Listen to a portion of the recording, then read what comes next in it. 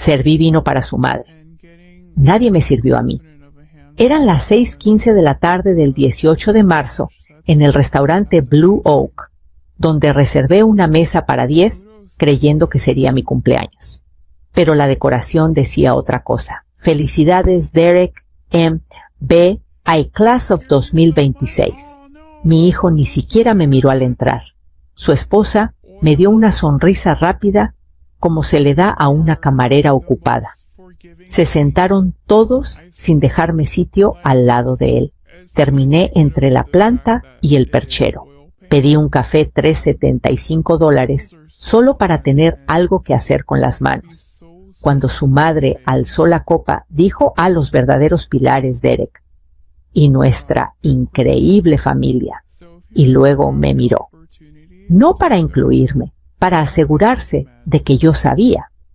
Gracias también a nuestra inversora silenciosa, dijo ella. Mi hijo no corrigió nada.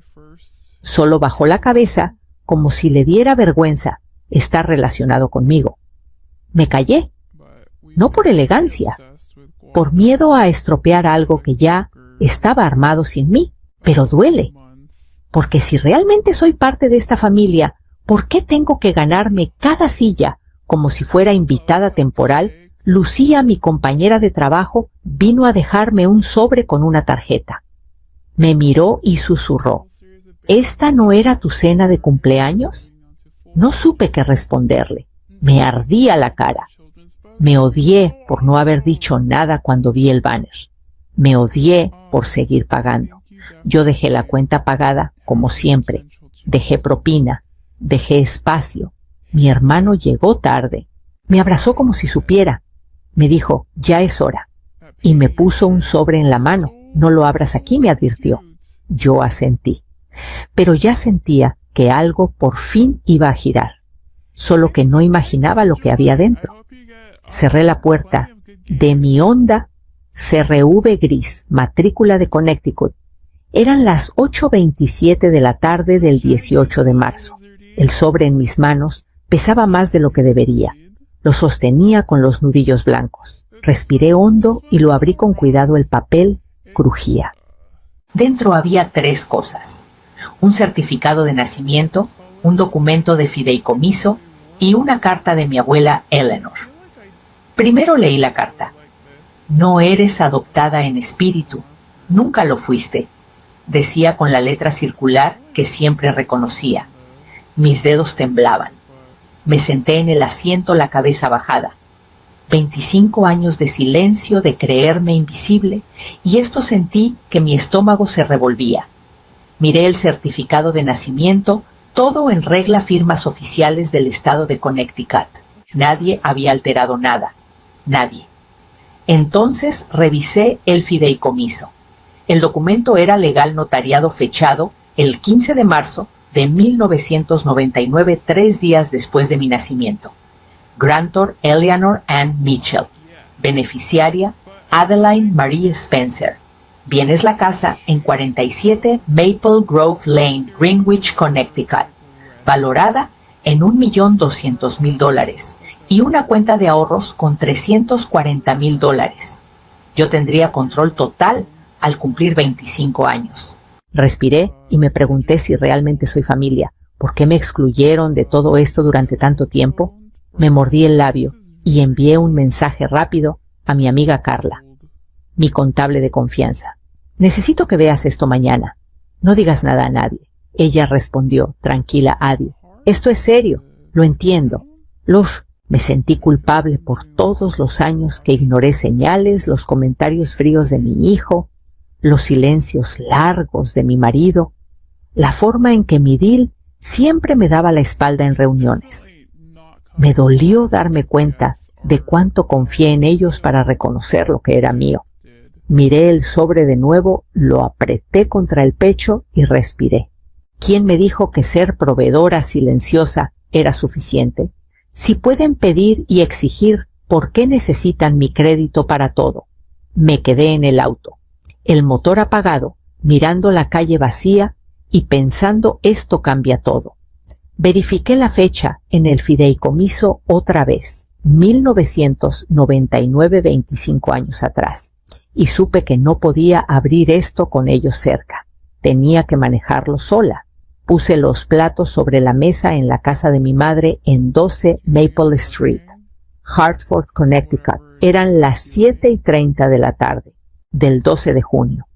La madre de Midil se sentó en la cabecera mirándome con la sonrisa que siempre llevaba puesta, como si yo no existiera. Serví la comida y me quedé en silencio, viendo cómo mi hijo revisaba su teléfono y Midil daba instrucciones a los meseros. Cada año que pasaba pagando las cenas, las vacaciones y el colegio de Derek, parecía que mi trabajo era invisible. Mi tarjeta de crédito apareció varias veces en facturas que nunca discutimos. La casa que había mantenido usada como su escenario de lujo. Mi voz siempre relegada a la cocina o a los pasillos. Me mordí el labio mientras recordaba aquel 14 de febrero, cuando pagué $250 para una cena que terminó siendo solo un brindis para Derek. Me pregunté si eso era familia yo, financiando todo y ellos celebrando solo lo que convenía. Si realmente somos familia, ¿por qué cada petición venía acompañada de exigencias y silencios culpables? Si mi crédito les permite comprar, ¿por qué necesitan recordármelo cada vez? Mi amiga Rosa contable y confidente estaba cerca. Me pasó la mano por el hombro y murmuró: «No dejes que te enreden otra vez». Asentí, pero me sentí pequeña. Me dolió darme cuenta de que siempre confié en ellos, que siempre creí que lo hacían por cariño y que me habían usado para mantener su imagen de perfección. Me senté, apoyé la frente en la mesa y respiré hondo, tratando de no llorar. Tantos años, intentando ganarme un lugar, intentando que mi esfuerzo fuera suficiente. Cada silencio que guardé, cada cheque enviado, cada palabra no dicha. Todo parecía ahora parte de un patrón diseñado para mantenerme en la sombra.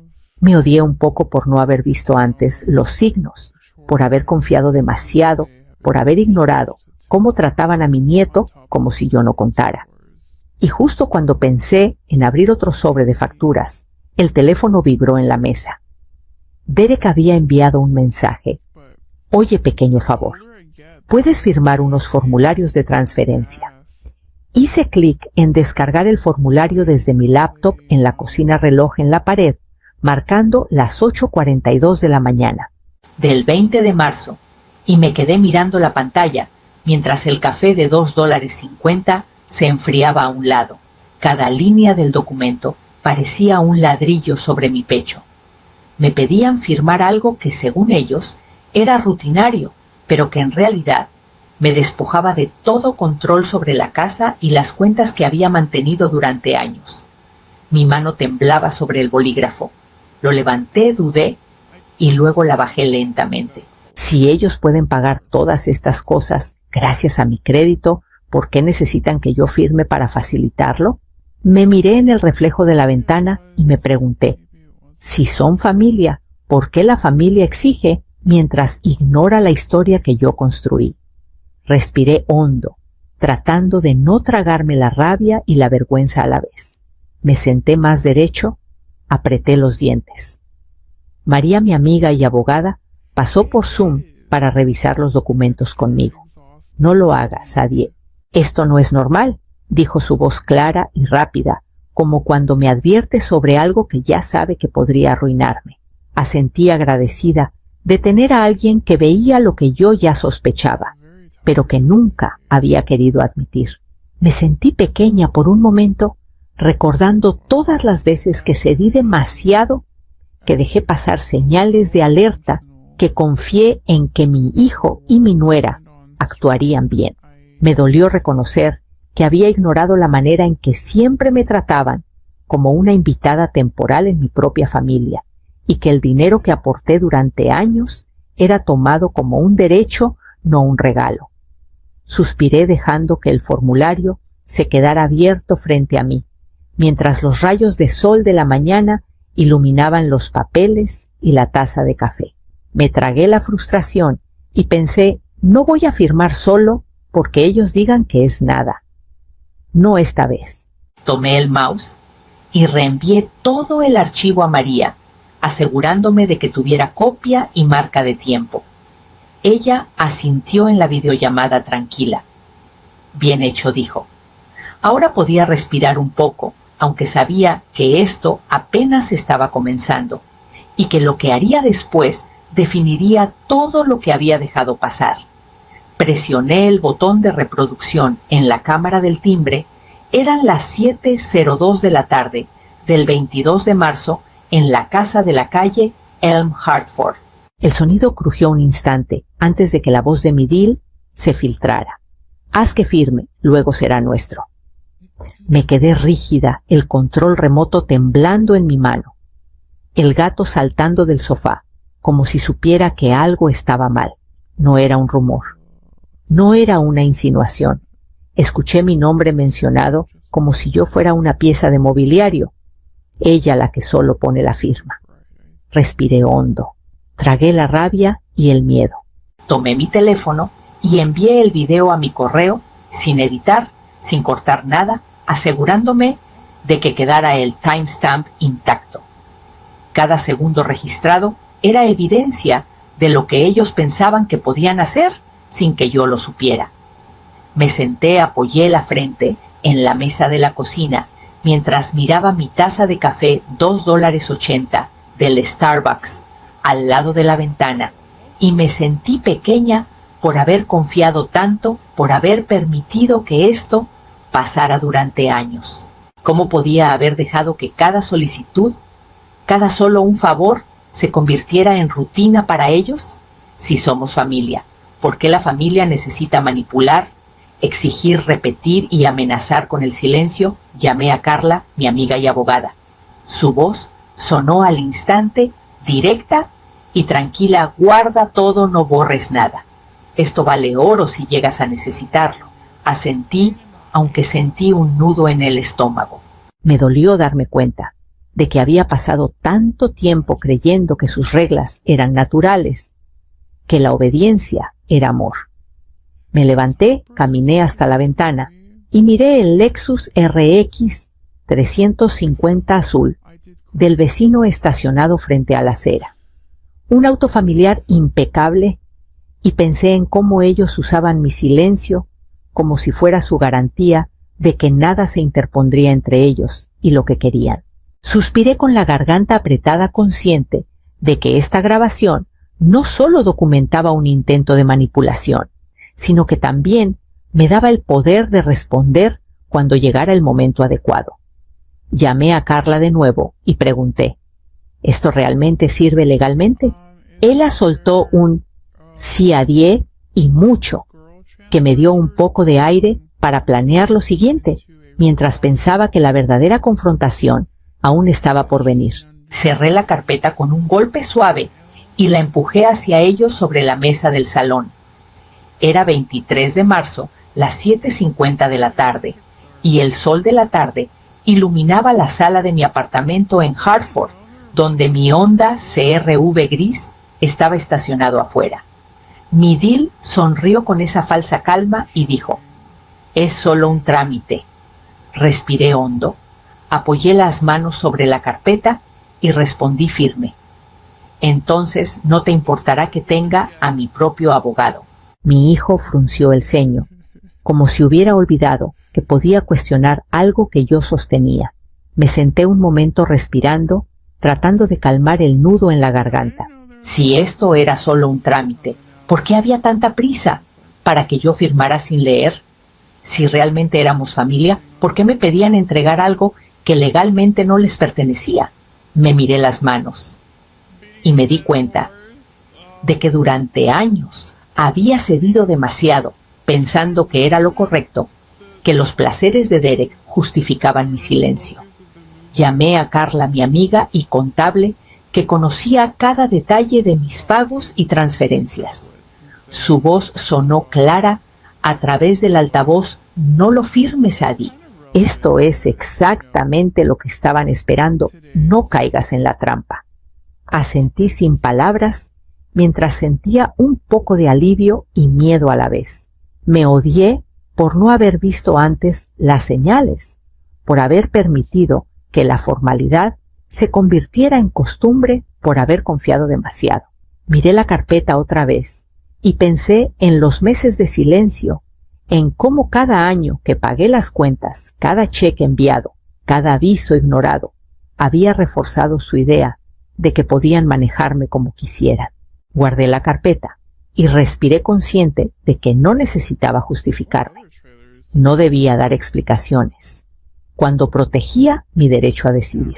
Anoté mentalmente el próximo paso, una búsqueda completa del título de propiedad, verificar cada documento, cada registro. Solo con hechos claros podría enfrentar la siguiente jugada, y mientras guardaba todo en un estante bajo, vi el Lexus RX 350 azul de mi vecino al salir del garaje y me recordó que siempre hay que tener los ojos abiertos, porque lo que parece rutina puede ser otra trampa. Me senté en la silla, marcada como trustee en la oficina de Cole, y asociados era el 25 de marzo, 10:15 de la mañana, y el sol entraba por los ventanales que daban al río Connecticut. Afuera, un Toyota Corolla rojo pasó lentamente por la calle, y pensé en todas las veces que había visto autos pasar frente a mi casa mientras mis padres y Derek disfrutaban lo que yo creía nuestro. Abrí la carpeta frente a mí y confirmé algo que ya sospechaba. La casa de 47 Maple Grove Lane nunca estuvo realmente en manos de mis padres. Había estado en fideicomiso a mi nombre desde el día que nací. Sentí un nudo en el estómago. Durante 30 años habían vivido allí como si fuera suya, pagaban impuestos, mantenían el jardín, pero nunca tuvieron propiedad legal. Cada paso que tomaban, pensando que podían manipular la situación sin que yo lo supiera, ahora parecía ridículo. Me mordí el labio, recordando todos los años que callé, los cumpleaños ignorados, las solicitudes que acepté, porque creía que era lo correcto. ¿Cómo permití que mi silencio les diera tanto poder? Llamé a Carla por el altavoz y le mostré los documentos. Esto es serio, Adie dijo y agregó. Ellos nunca supieron nada, y esto es perfecto. Tienes control completo. Asentí, aunque una parte de mí se sentía culpable por no haber descubierto antes la verdad. Me dolió darme cuenta de que confié demasiado, que dejé pasar señales que ahora parecían obvias, y temí perder la relación con mi nieto si esto se volvía un conflicto. Respiré hondo y saqué el teléfono para pedir una copia certificada del título de la propiedad. Necesitaba confirmar que legalmente todo estaba bajo mi nombre, sin ambigüedades. Mientras escribía el correo, mi mirada se fijó en el reloj de pared marcando las 10:38 de la mañana, y un leve temblor me recorrió la mano al recordar que cada cheque, cada pago, cada silencio prolongado había sido usado en mi contra. Silencio. Nada más que el zumbido del aire acondicionado y el sonido lejano de un vehículo pasando.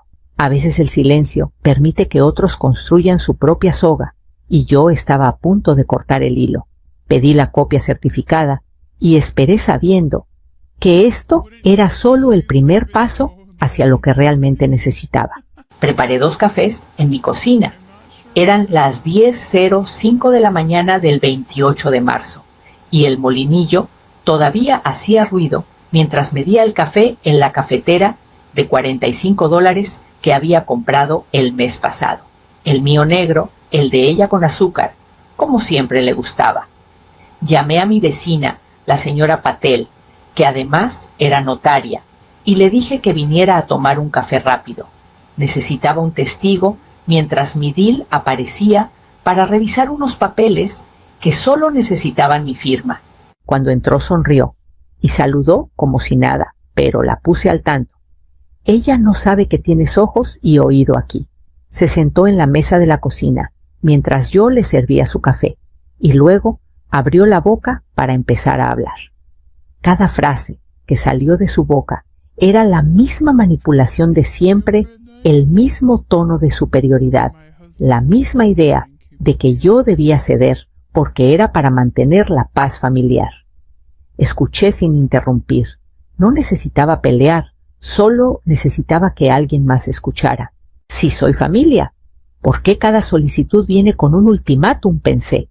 Si pueden pagar con su propio dinero, ¿por qué necesitan que use mi crédito? Cada pregunta se quedó en el aire, mientras ella repetía sus líneas como un disco rayado. La señora Patel anotaba mentalmente mirándome de vez en cuando y susurró: «Nunca dejes que esto sea solo tu palabra, Adi. Haz que quede constancia». Asentí, aunque me sentí pequeña recordando todas las veces que había cedido sin registrar nada.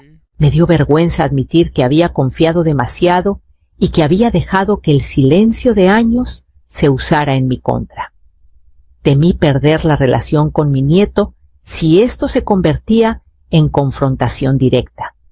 Tomé un sorbo de mi café y sentí las manos temblar un instante. La fragilidad no era la emoción correcta, era evidencia. No podía manejar esto sola. Tener testigos cambiaba todo. Cuando terminó la visita, la señora Patel se inclinó y me dijo: «Lo manejaste muy bien».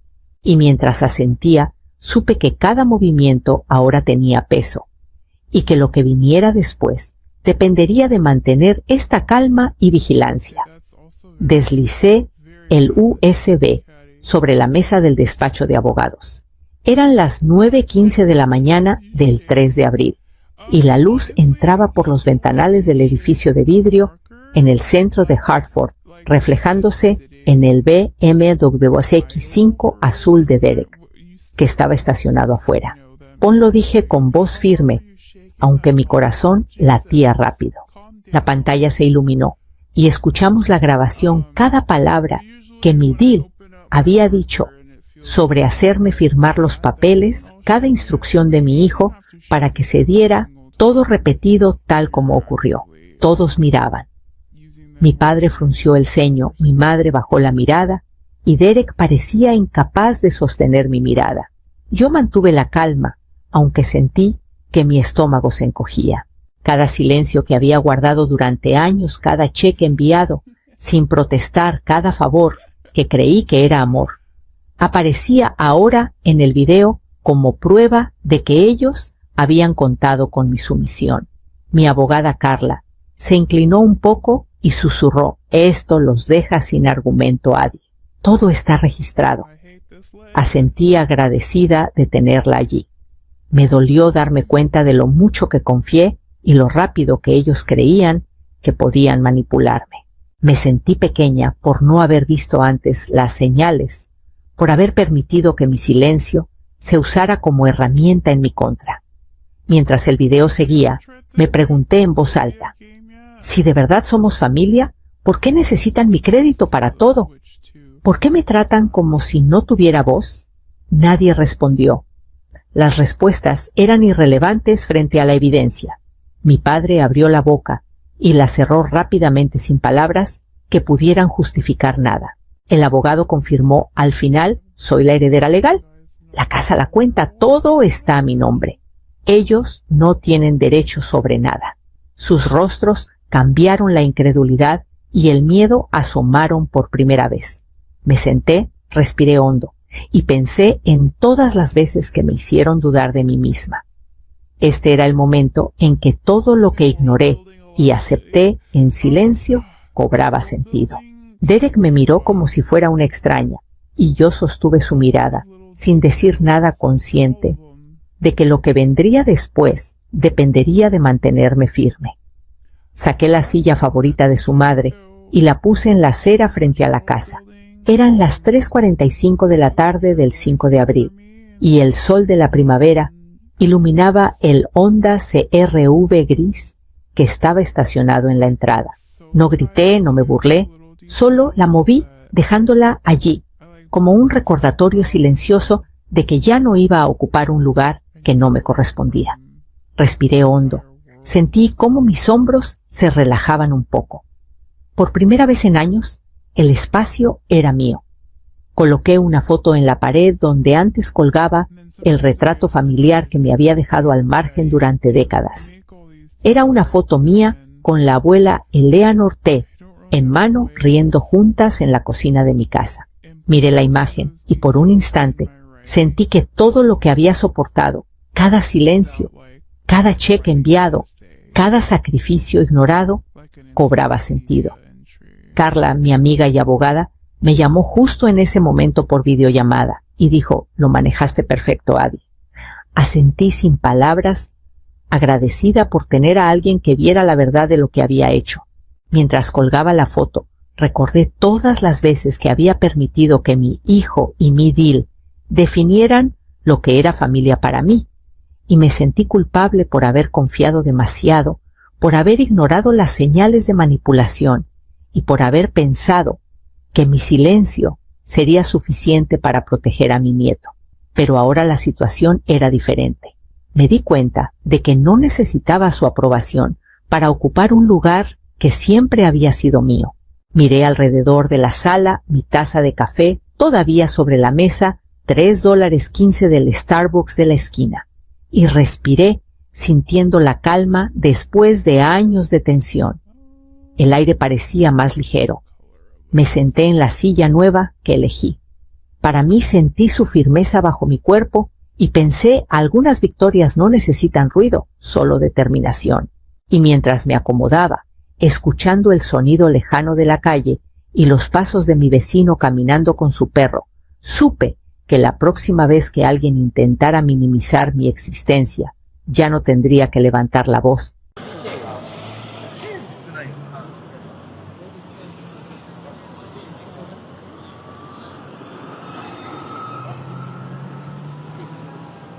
Вечером все равно есть свой вайб.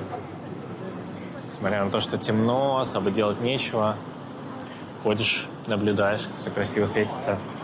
В центре особенно. До Шинджику мы, наверное, с вами не дойдем сегодня. Хотя... Но если какой-нибудь рейд залетит от кого-то из знакомых ребят, кто-то еще онлайна подвезет, и я не захочу офать из-за того, что рейд залетел, то maybe и дойдем, кстати. Сейчас начнут офать знакомые стримеры, может, кто-то и подкинет. Будем надеяться, что Инн запилит такие свои старлинги для смартфонов. Но если такое произойдет, это будет здорово, конечно. Будем надеяться на это.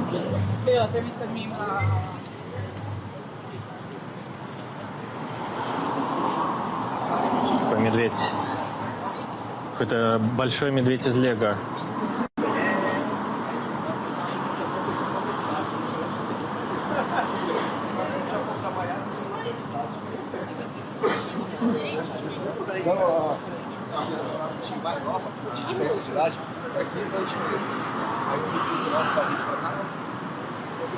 Мне бы как бы протиснуться тут. Тут вроде весь проход под меня, но они достаточно близко идут, что если они хоть один шаг сделали бы друг к другу поближе, я бы врезался просто. Уф, как здесь сосисонами пахнет. Как сочно пахнет. Байт знает, где продавать, где проходимость есть.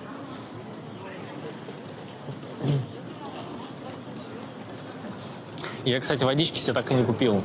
А надо бы.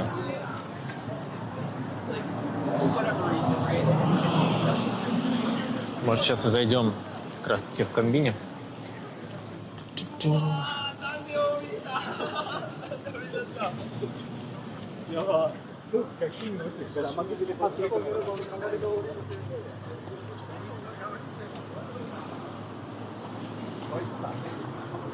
Закрыт уже магазин, внутрь не зайти. Издалека только смотрим.